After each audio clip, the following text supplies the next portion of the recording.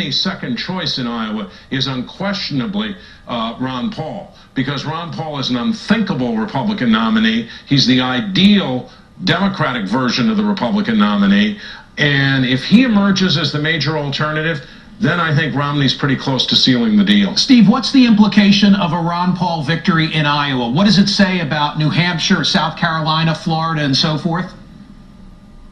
Well, I think what's more important is the durability of Ron Paul in this race. If he wins Iowa, is he able to go forward during the entirety of the Republican nominating process, picking up 15 to 20% of the vote?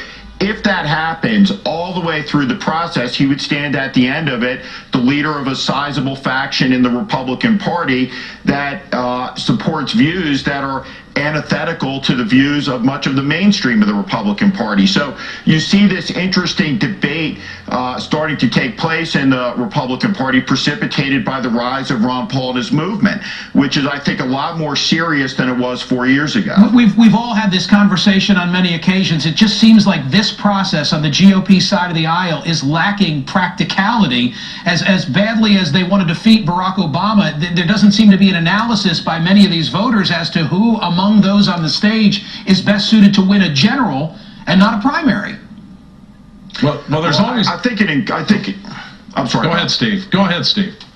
Well, I was going to say, I think an increasing question for the Republican nominee ultimately is, how do you keep Ron Paul in the fold? How do you keep Ron Paul and his movement inside the Republican Party, prevent him from leaving the party to mount a third-party bid? Because if your goal is as a Republican to win the White House, a third-party Ron Paul bid is a big problem as you look ahead to November. Hey, Bob, let me see what you think of this. Paul, who's leading in some of these Iowa polls, as we've mentioned, now seeing what it's like to be a front runner. The Weekly Standard reports on the inflammatory quotes from some of those newsletters that were published under his name 20 years ago. One newsletter featured a quote about the LA riots, which read, quote, "Order was only restored in LA when it came time for the blacks to pick up their welfare checks." Another newsletter said people with AIDS should not be allowed to eat in restaurants because, quote, AIDS can be transmitted by saliva. There was also a quote referring to Israel as an aggressive nationalist socialist state, and criticism of Ronald Reagan for making Martin Luther King Day a federal holiday, referring to it as the annual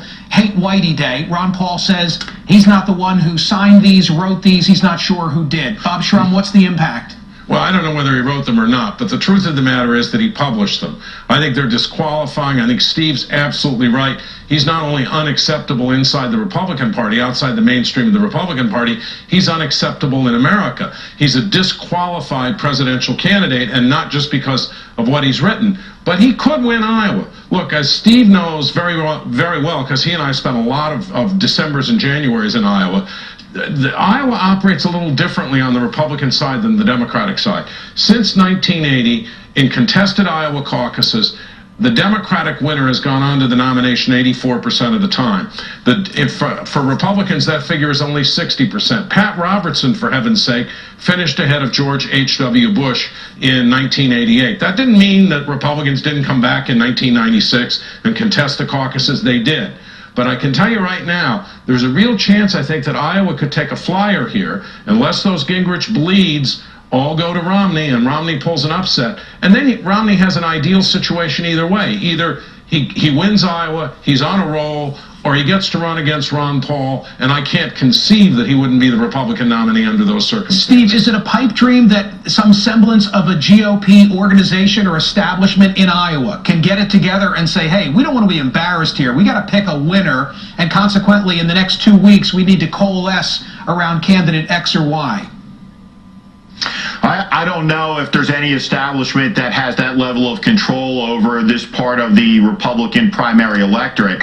I think one of the things we've seen already this year is the diminution of importance of the Iowa straw poll, and I suspect in 4 years you'll have even fewer candidates participating in it than this year.